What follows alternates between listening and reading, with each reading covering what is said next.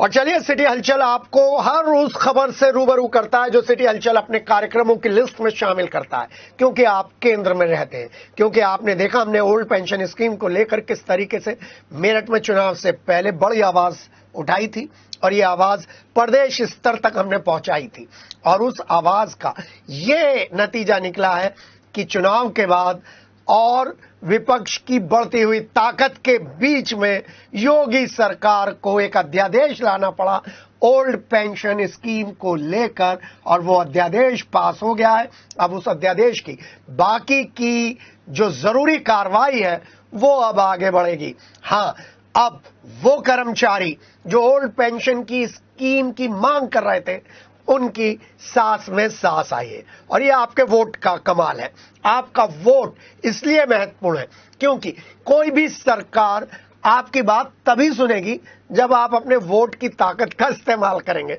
और ये बेहतरीन उदाहरण आया है क्योंकि अभी तो चुनाव को 100 दिन भी नहीं हुए तो देखा आपने योगी सरकार जिस तरीके से इस बार बड़े बड़े एक्शंस ले रही है, वो बता रहा है 27 की तैयारियां शुरू हो गई हैं, और 27 की तैयारियां शुरू होते ही हमने भी अपना कार्यक्रम सिटी की सरकार भी शुरू कर दिया है, जिसमें चर्चा होगी, जिसमें बातचीत होगी आपके मुद्दों की, सरकार के प्रतिनिधियों की, और उन लोगों के रिपोर्ट कार्ड की बात होगी जिनको आपने चुना था 2022 में। जी हां, वैसे तो जब ये चुनाव 2024 के हुए हैं, आम चुनाव, उसमें एक बात तो तय हो गई है कि बीजेपी को करारी शिकस्त मिली है। 5 में से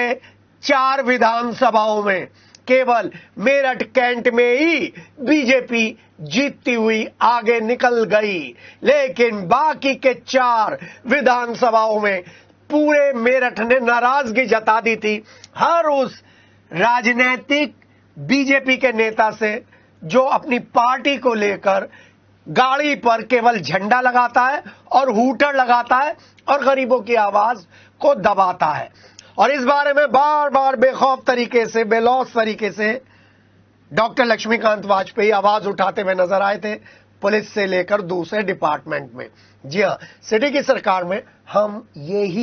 यही कवर करने जा रहे हैं, और हमने देखिए अपना दूसरा भी सिटी की सरकार के पैरेलल जो नशे के खिलाफ मुहिम शुरू कर दी है, उसमें हम आपको पिछले 2 दिन से दिखा रहे हैं किस तरीके से नशे की लत का शिकार वो बच्चा भी हो रहा है जो डबल बेड पर बैठकर एक मोबाइल देख रहा है। वो बच्चा भी शिकार हो रहा है जिसे कभी तेज दर्द से राहत दिलाने के लिए एक गोली दी गई थी, और वो गोली अब इंजेक्शन के जरिए उसकी नसों में प्रवेश कर रही है। कितनी घातक स्थिति है, और इस घातक स्थिति पे सिटी हलचल हमेशा नजर रखेगा, जिक्र करेगा। हाँ, आपके हमारे पास संदेश आ रहे हैं कि नीट के बारे में आप कोई डिस्कशन नहीं कर रहे हैं, जरूर करेंगे, लेकिन इस मामले में हम थोड़ा सा इंतजार कर रहे हैं सुप्रीम कोर्ट के उस आदेश का, जिस आदेश में उसको एक बड़ा फैसला लेना है। लेकिन गर्मियों में स्कूल खुल गए, गर्मियों में स्कूल खुलने के बाद अब हम